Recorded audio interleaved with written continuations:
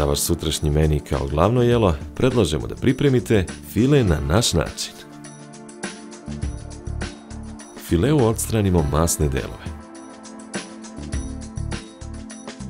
Zasečemo ga po dužini. Prekrijemo ga najlonskom folijom i rastanjimo kuvarskim čekićem. Meso posolimo i pobiberimo. U dublji sud krupno narindamo kačkavalj. Lente dimljenog svinjskog vrata stepenasto poređemo na meso. Maslinama odstranimo koštice i sitno ih isečemo. Iseckane masline stavimo na lente svinjskog vrata. Zatim nanosimo narindani kačkavalj.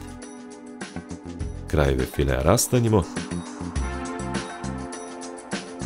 i uz pomoć folije uvijemo rolat. Zatim rolat stavimo na parče aluminijumske folije. Poprskamo ga uljem.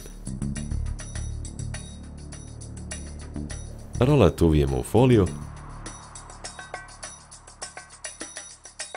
i stavimo ga u tepsiju. U tepsiju dodamo oko 200 ml vode. Stavimo tepsiju u rednu. Pečemo 60 minuta na 220 stepeni. U tiganj na šporitu sipamo ulje.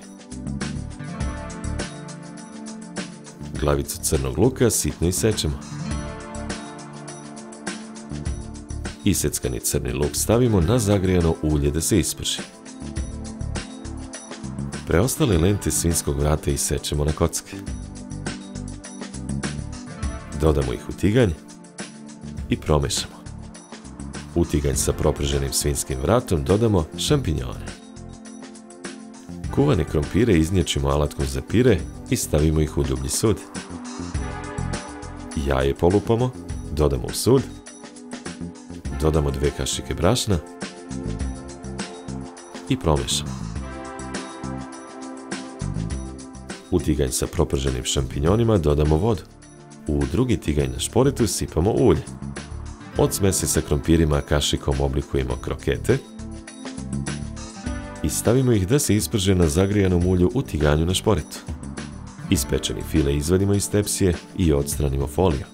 Na tanjir za serviranje položimo listove zelene salate. Na sredinu tanjira stavimo ispržene šampinjone sa svinjskim vratom i crnim lukom. Na obe strane poređemo krokete. File isečemo na parčad